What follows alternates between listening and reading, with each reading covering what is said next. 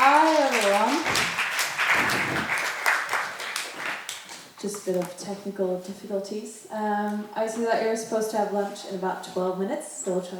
No? No, you have plenty of time. I have plenty of time. Started later, That's so great. lunch is later.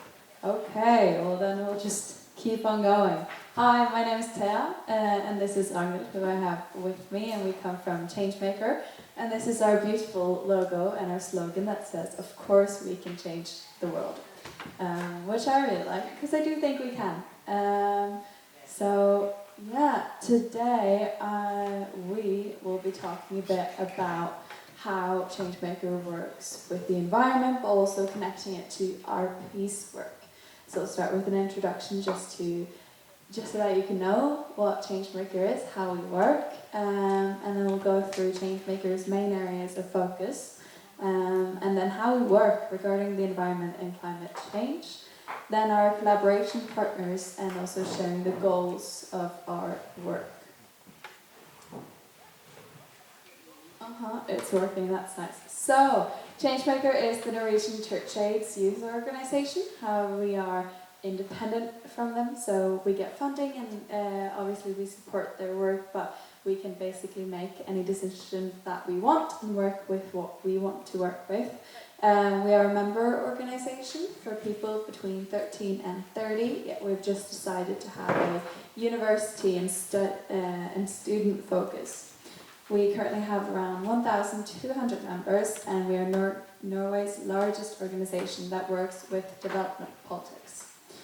And so our main goal is to work for a more fair and just world. That is what we try to strive for in all of our work. So before I give the mic over to Ranghild, I thought I'd just share with you our main focus areas, because we have 5 main themes that we work with that all connect. So we obviously have peace, then we have climate and environment, we have debt, international trade, and global health. So today we'll mainly be talking about climate and environment. So here we go, Ranghild. Thank you. Yeah, so I will talk to you about how Changemaker works with issues related to the environment and the climate.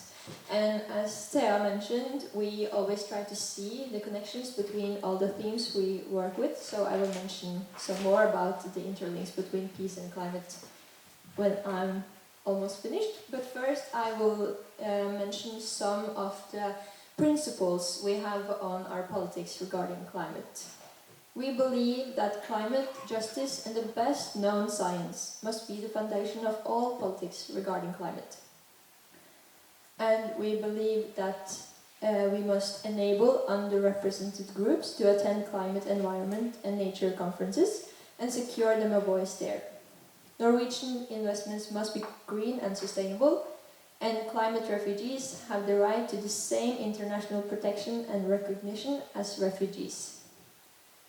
And lastly, actions to stop climate change correlate with nature, sustainability, human rights, and indigenous rights and participation.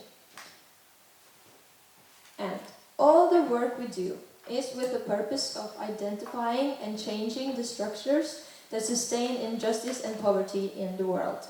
There is no question that climate change is brutally unjust for the people affected by it.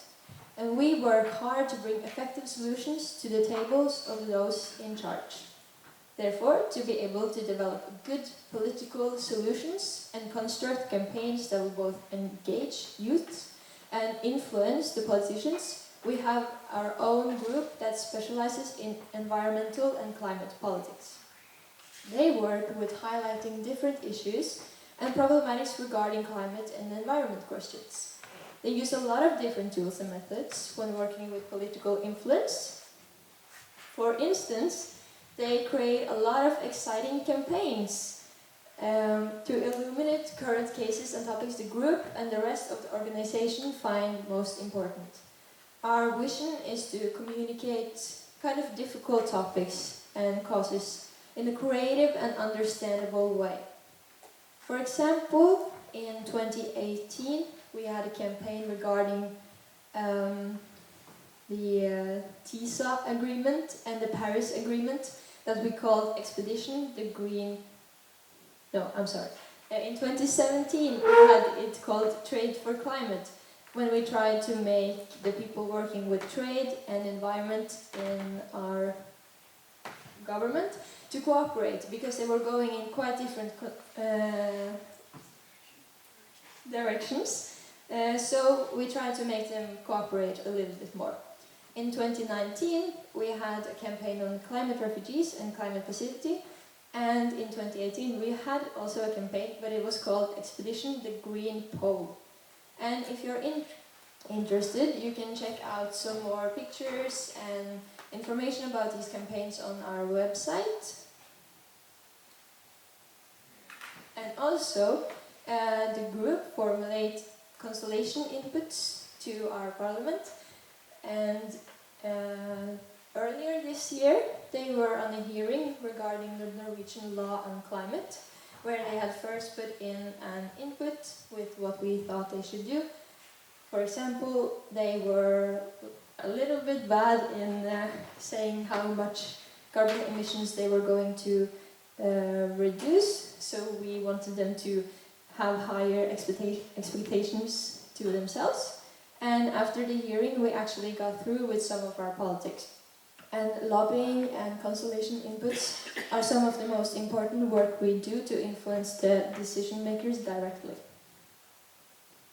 And they also arrange demonstrations to spread knowledge and show the politicians that we are a civil society with clear expectations to the work Norway puts down to stop climate change. For example, we participated in the school strike for the climate a couple years back. And to get breakthroughs on different causes we fight for, it's important to have a lot of people to back you up.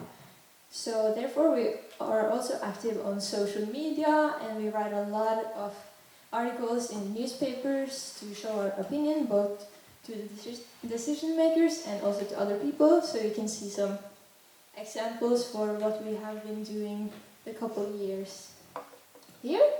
And our opinion pieces in Norwegian papers actually give us a lot of opportunities to debate other politicians or people from other organizations that disagree or sometimes also agree with us to get breakthrough on our politics. However, so there you can see something we did. Together with a lot of different youth organizations in Norway, we stopped the new oil rig that was supposed to be in the North Arctic Ocean, which was called Wisting. And here is also one of the demonstrations we have had. However, the absolute most important and effective work we get to do is when we have representatives on the Conference of the Parties in the UN, also called COP, where the organization has a unique opportunity to influence the decision makers directly and get our politics through. During the climate negotiations, Changemaker focuses especially on the negotiations regarding loss and damage. Loss and damage embraces the consequences of climate change that cannot be stopped by adapting or reducing carbon emissions, thus irreversible damage. It also includes sudden onset events such as heat waves, which we are experiencing right now, and floods, as well as slow onset events such as increasing temperatures and sea levels. We work with illuminating both economical and non-economical aspects of loss and damage. Because we believe in justice and we work for a more just world, and the people living in the least developing countries are the ones that has contributed less to the climate change but are facing the worst consequences. It is here we want Norway to take responsibility and pay its rightful share of the damage, reduce emissions and contribute to climate adaptation, etc. And we also share the belief that peace is more than just the absence of war. And that colors our work with almost everything, as well as environment and climate. The concept of peace includes sustainable development, democracy, justice, and respect for basic human rights. Naturally, sustainable development is related to our work with the environment and the climate. Furthermore, a lot of the work we do would not have been effective or even possible if we didn't live in a country with peace and democracy. Therefore, we consider these two areas of politics to be interlinked, and though there is not proven to be a causal link between climate change and conflict, climate change can be a driving force for conflict as well as worsen the situation in conflict-hit areas. The World Bank estimates that 143 million people will be put to flight, but in reality that number is probably much higher due to climate change. This again can lead to conflict due to the restricted nature resources. Now Thea will talk a little bit more about our collaboration partners. Thank you, Ranghild. So, collaboration is obviously very, very important, also as a youth organisation, and when trying to get your point of view ahead, it's more beneficial to be more people. So, as Anya talked about with our campaigns and demonstrations and such, we usually collaborate with other youth organisations in Norway.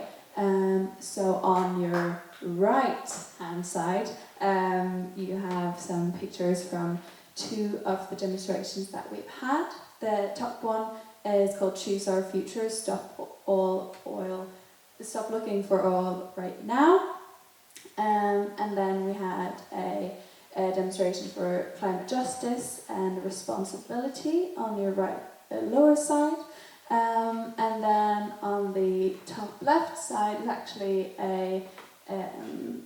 something that's going to be happening in August, because we have Arendalsuka in Norway, which is basically a huge political festival almost, where all the politicians and organisations are, where we're going to have a talk about climate fighting and the right of indigenous people when it comes to climate. And then on your lower left side, we have one of our only formalised collaboration partners, which is Press Save the Children Youth Norway.